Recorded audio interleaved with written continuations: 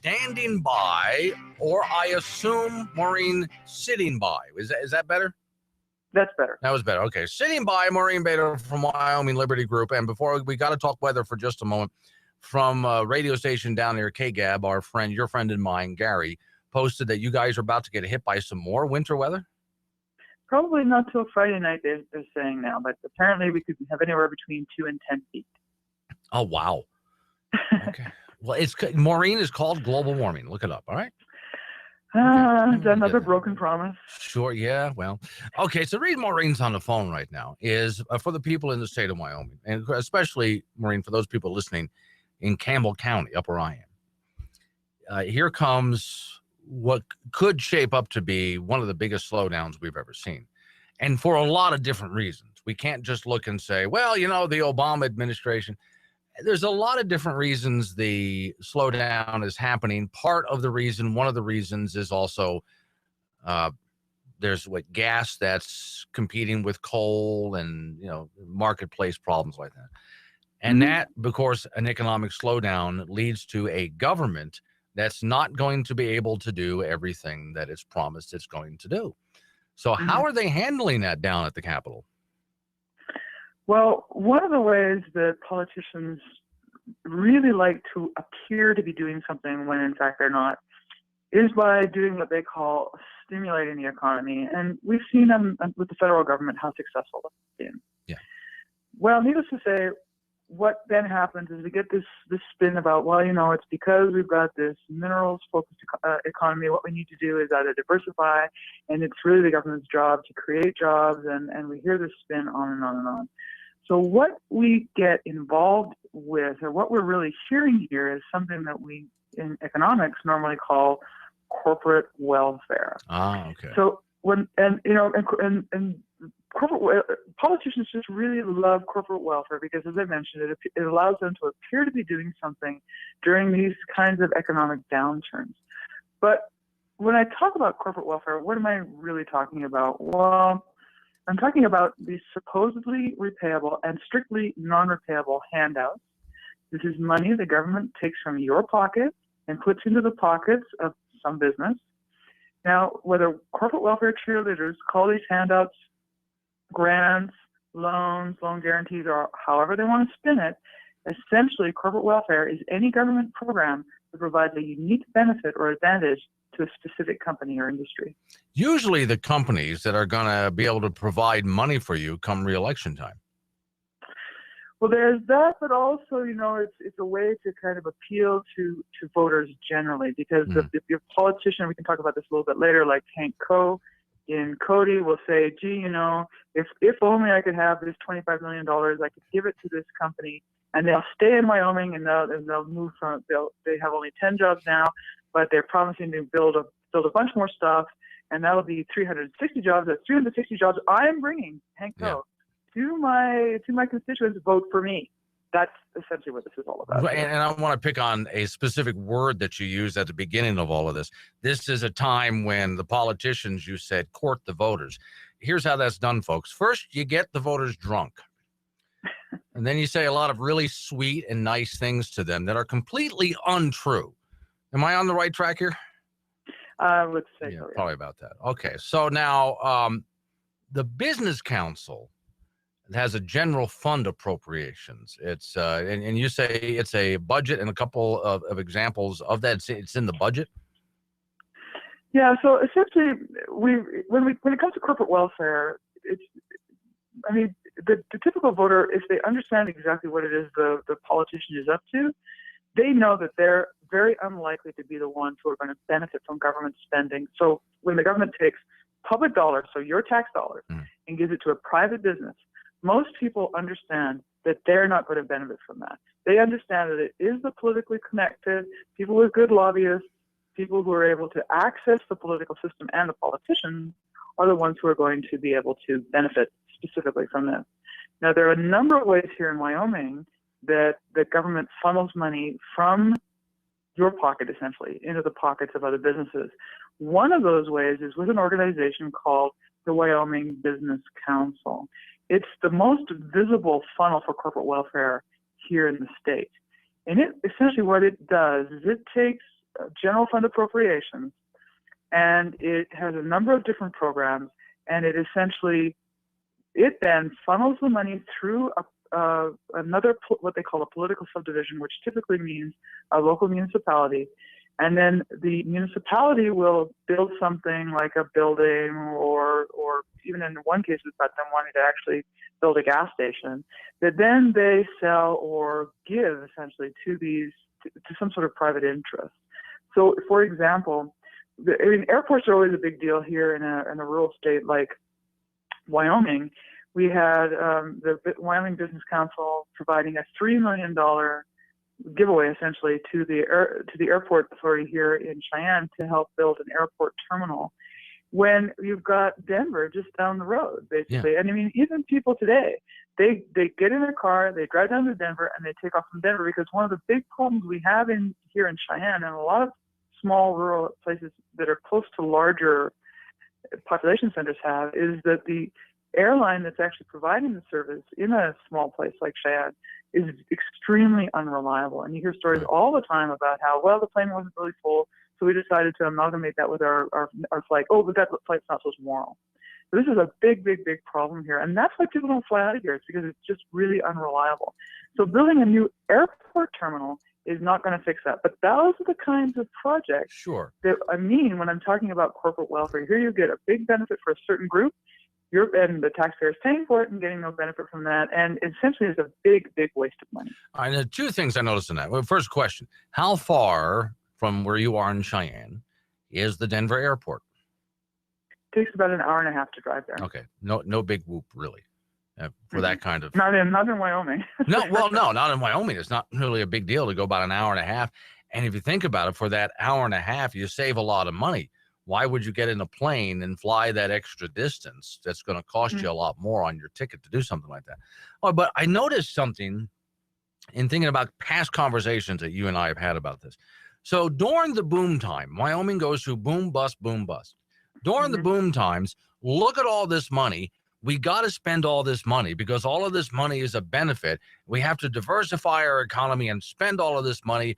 Are you kidding? Look at all this money coming in. But then as soon as we hit a bust time, well, in order to get out of the bust, Maureen, we need to spend a lot more money. We never reach a stage where they say, we need to spend a lot less money. No. It's always spend more, spend more. We have more, let's spend it. We have less, well, let's find another way to spend more, because after all, we need to stimulate the economy. A lot of politicians seem to believe, quite wrongly, that the role of government is to stimulate the economy. No, the role of government is to get out of the way so that private sector individuals can take their own resources and make economic decisions that benefit customers. Yeah. Not so that politically connected business people can take public money to spend to benefit their political cronies. Right. Well, and we can't shut that project down now because, jobs, and it's going to keep people employed. But of course, with the economy slowing down, tax revenue coming in slows down. So how do they cover that? That's going to be the big issue coming up. Through the interim, we've got a revenue committee meeting in May. And in that meeting, they will be discussing exactly that. Gee, where is the money going to come from so we can continue on our spending party? So here in Wyoming, one of the things they're talking about is a state property tax. I mean, imagine, here you've got families that have lost their jobs. They're maybe barely able to make their mortgage payments. And now you've got the government saying, well, we're going to take more money from you so that we can spend on really important things like an airport in Cheyenne that nobody's going to use. This is just absolutely crazy. And this is what we're talking about. And this is what people need to understand. And they need to talk to their politicians, because if people don't say, hey, I think this is wrong, politicians are just going to carry on and do the exact same thing, and it's going to get even worse. This is just a total disaster. Well, and the idea of a state property taxes here, once again, looking, Maureen, at the area that I'm in, Campbell County, which provides so much money for the state, is being hit so hard right now. And there are signs going up in front of homes all over as they're being foreclosed on, because all of a sudden, hundreds of people, and I mean high hundreds, have just lost their jobs. And so their homes are being foreclosed on. What a perfect time to come in to the remaining homeowners who are worried about their jobs and say, hey, we're going to tack on an extra property tax to your current property tax. Yeah, yeah. I mean, you're absolutely right. And that's just one area of corporate welfare, but there's another that's actually even worse, because what this particular group of spending projects does is take money from the Permanent Wyoming Mineral Trust Fund to give subsidized loans to private businesses. Now, recall that here in Wyoming, the Permanent Wyoming Mineral Trust Fund was set up as a legacy savings account to help future generations benefit from this minerals wealth. This is exactly what we're talking about. Once the mineral wealth is gone forever. Now they're taking that money out of the Permanent Wyoming Mineral Trust Fund, the corpus, which is supposed to be inviolate. They're taking it out, and instead of investing it with the state treasurer to get essentially more or less a market rate of return, they're putting it into some of these essentially political projects to, here we go to this thing again, create jobs and create tax revenue. But in fact, what a legislative service office, or essentially the research arm of the legislature, found in a recent report is that these particular programs. Wait, hold that thought, because this is now a hard break, Maureen, and I actually do want to hold you over, because what you're saying is really important. So that next phone call will have to wait. Don't go anywhere, anyone. Super Bowl Republic Radio Show. My name is Glenn Woods. Thanks for joining me. On the phone with me down in Cheyenne, Wyoming, is Maureen Bader, who is explaining to me the pits of evil. No, wait, the pitfalls of politics. Well, so there are these people who swore to us they would balance the budget. Maureen, it's in the Wyoming state constitution. So, of course, they're going to do this. Then all of a sudden, the economy comes to us almost a screeching halt, or at least it's slowed down and hit a 25-mile-an-hour zone. Construction zone, call it that, however you want to put it. So where do they get the money for all of these big projects that not only they had before, but lo and behold, a government or a economic slowdown means we have to have more big projects to get us out of it. Where, Maureen, do they get the money? You were just explaining that. Well, one of the things that the Wyoming legislature has tried to do over the years is invest more and then use those investment returns to fund programs.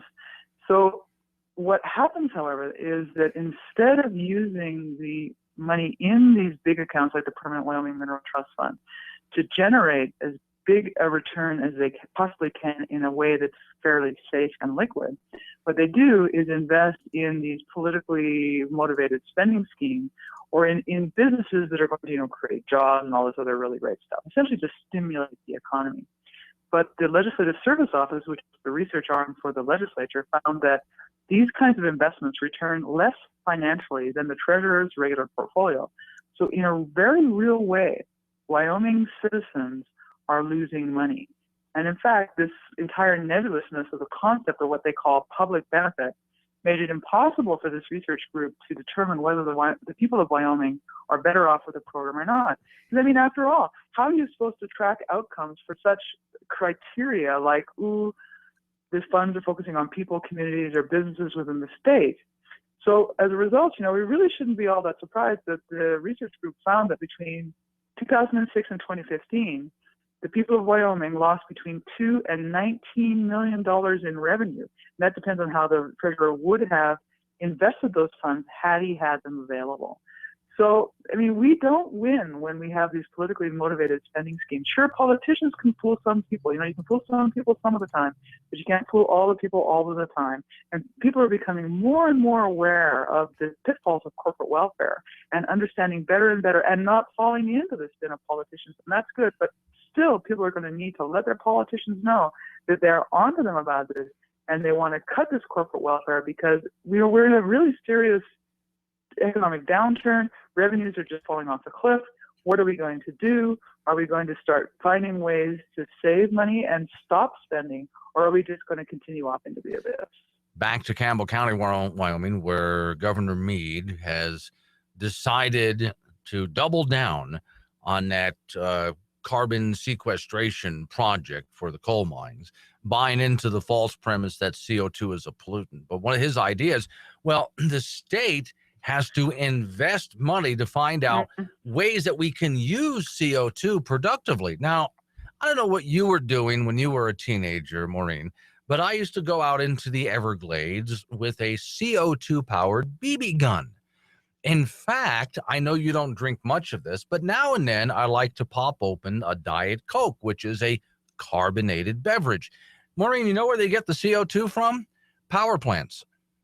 Oh, that's interesting. I didn't know that. Yeah, they actually go to power plants and buy the CO2 that was captured, and that's what they put inside your sodas and other stuff like that, or your CO2 cartridges. And there's so many other ways that CO2 is used. So why would the governor think that we can go ahead and put together a project in Wyoming that's supposed to explore new uses for CO2 when the marketplace is already doing it? Well, because part of the issue with this carbon dioxide sequestration thing is that it's really key to a whole other spending program that the government has in mind called the Minerals to Value Added program, and that's this total and complete boondoggle that they have. And this is another form of corporate welfare, which we call legislative determined investments. They call it. I call them legislatively determined handouts. And in order to be able to justify building essentially with the coal to liquids plant, you need to be able to sequester that CO2. So in order to get people on side for these things, which they're essentially not, that's why they're going for this carbon sequestration thing. But the problem with carbon sequestration around here is that there's no place to ship the carbon to. Now, I know in someplace up, I think it's in Montana, there is a carbon sequestration plant that actually ships its carbon dioxide to Canada, where it gets used to make fertilizer or something. I'm not absolutely sure. Wait, real quick. We got about a minute, so I'm going to tell you something real quick that I heard as an idea up here, which I thought was a great idea. So since we have all this CO2 coming out of our power plants here in Gillette, then what we do is we have that in a lot of steam, so it's very moist. So we make these giant greenhouses, and we pump in extra CO2 and the hot air, especially in the wintertime, and we can have wind turbines spinning because of all of the pressure. So it's actually a really good idea if somebody were to catch on. Win in every way. There you go. Okay, Maureen, where do people find your work? Yes, please go to our website, wyliberty.org. I've written quite a bit about corporate welfare in the past and about a lot of these boondoggles like this Minerals to Value Added and the public purpose investment. So if you have any questions, please give us a call, 307-632-7020. Okay, as always, Maureen, thanks for coming on. Thank you.